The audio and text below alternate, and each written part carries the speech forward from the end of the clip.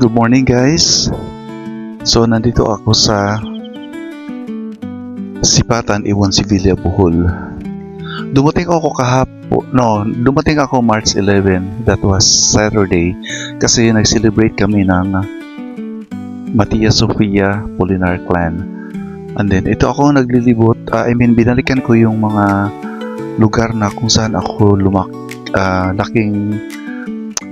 laking probinsya, no? At yung mga lugar na kinagisnan ko nung bata pa ako, tapos kung saan ako naglalaro, kung saan ako kung saan kami namimingwit ng isda.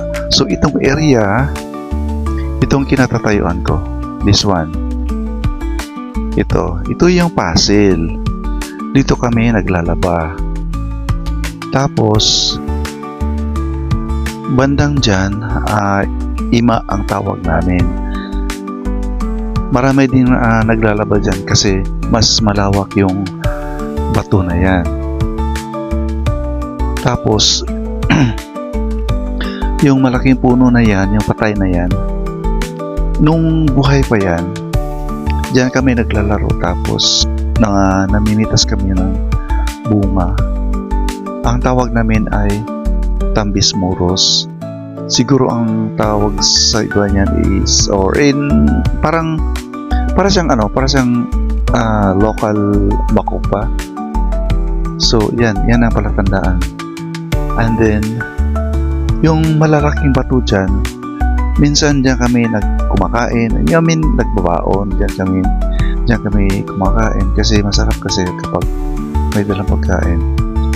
And then dito kami naglalaro, lumalangoy, kung sinong taya, mga kababata ko. Tapos gumagawa akong balsa na ganyan. Ang tawag namin ay gakit. So gumagawa ako niyan, tapos namimingwit, pupunta kung saan namamasyal dito sa ilog. Ang tawag sa amin ay namasol.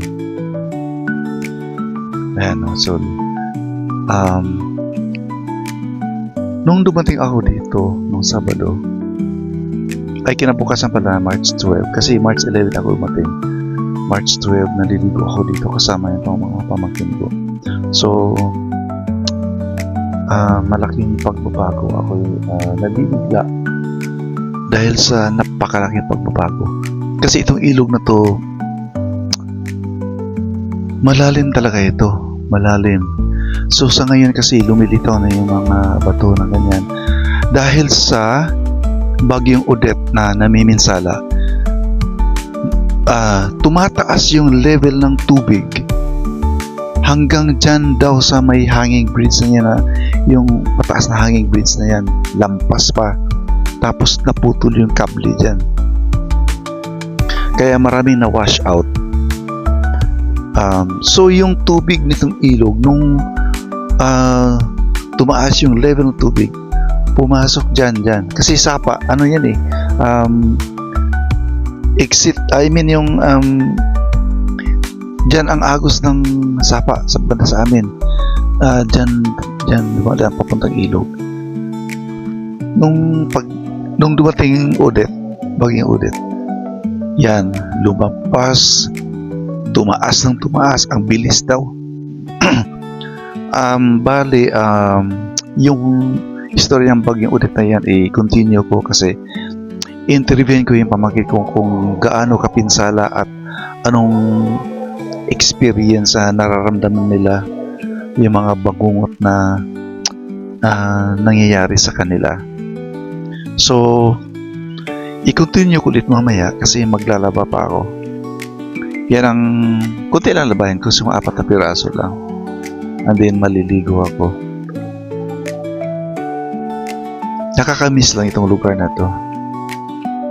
Dahil dito ako, mula nung isinilang ako, dito na ako sa lugar ng aming munting baryo. At dito ko na-experience yung mga talagang pang probinsya talaga. So I-continue ko mamaya ulit guys. And maglalaba ako.